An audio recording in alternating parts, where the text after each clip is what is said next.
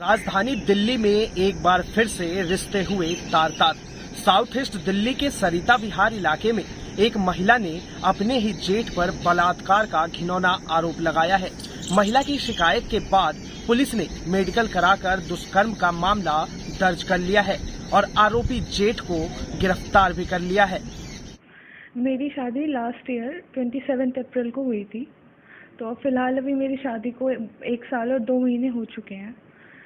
तो मेरी शादी के 4 से 5 महीने मेरे साथ सब बहुत अच्छे से थे, बट प्रॉब्लम ये थी कि ना मेरी शादी के पहले मेरे पति ने मेरे साथ बात की और ना उसके बाद भी। ना वो मेरे साथ रहते थे और ना हमारी बात होती थी। अगर बात होती भी थी तो हाय हेलो बस। उसके बाद जब 1-2 महीने हुए, जब मैंने उनसे पूछना शुरू किया कि प्रॉब्लम क्या है, हम साथ क्यों नहीं रहते हैं, हम बात क्यों नहीं करते हैं, तो मुझे एक ही जवाब मिलता था, ऐसा कुछ नहीं है, बस मुझे थोड़ा टाइम चाहिए, मुझे थोड़ा टाइम चाहिए। उसके बाद 6 महीने कंप्लीट हुए तो उनके घर वालों को मैंने स्टार्टिंग में ही सब बताया था। अपने घर वालों को मैंने बाद में बताया था, पहले उनके घर वालों को ही बताया था। तो उन्होंने उस टाइम पे बस यही बोला कि थोड़ा टाइम दो, सब ठीक हो जाएगा। तो मैं भी यही सोचती रही, अरेंज मैरिज है, थोड़ा टाइम देती हूँ, शायद सब ठीक हो जाए। उसके बाद कुछ ठीक नहीं हुआ, तो यही चीज़ें बढ़ती रही। फिर मेरे घर वालों को भी थोड़ा पता लगने लगा, क्योंकि जब मैं अपने घर आती थी ना, वो मुझे कभी खुद से बुलाते थे। तो कभी मैं अपने घर पे रहती भी थी तो हमारी कोई बात नहीं होती थी, कोई कन्वर्सेशन नहीं थी, ना कोई कॉल ना कोई मैसेज, बाय चांस ही होता था। तो घर वालों को इसी से डाउट हो गया था कि कुछ तो प्रॉब्लम है कि अभी इतना ही टाइम हुआ और तुम लोगों की बिल्कुल भी बात नहीं होती है। यही सब चलता रहा। फिर उसके बाद 16 सितंबर को मैं उस टाइम पर वहीं पे थी, तो अनुराग मेरे साथ रहते नहीं थे, वो मेरे से अलग ही रहते थे ना। वो रात में हमारे बीच ऐसा कुछ भी नहीं था पति पत्नी वाला, तो वो मेरे से अलग ही रहते थे। तो 16 सितंबर को रात में भैया एक दिन रूम में आ गए थे, तो भैया ने मेरे साथ बदतमीज़ी करने की कोशिश की। तो मैंने उनकी मम्मा को बताया, मैं चिल्लाई, तो उनकी मम्मा ने देखा, तो मैंने उन्हें बताया कि भैया बदतमीज़ी कर रहे हैं। तो उन्होंने बोला कि कोई बात नहीं, तेरे से रुका तो जा नहीं रहा था, हम इतने दिन से बोल रहे थे थोड़ा टाइम दे, तो अब कर ले तू ही। तो रूम लॉक करके चली गई। तो वह बहुत मैंने शोर मचाया, मैं बहुत रोई। तो उसके बाद उन्होंने मेरे को छोड़ा।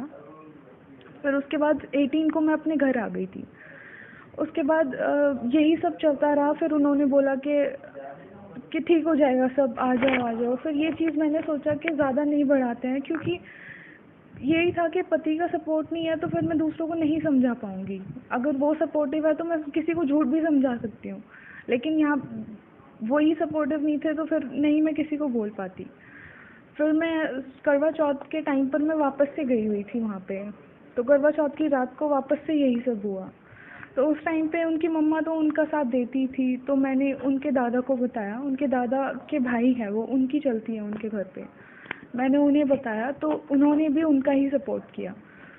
उन्होंने बोला कि अगर ये ज़्यादा ड्रामा करती है तो इसकी फ़ोटो वगैरह क्लिक कर लेना और इसे बाहर मत जाने देना। तो यही हुआ। फिर उसके बाद मैं जब वहाँ से मैं जब अपने घर आ गई, तो मैंने सोचा कि जब कोई भी सपोर्ट नहीं करेगा तो मेरे को जाना ही नहीं है।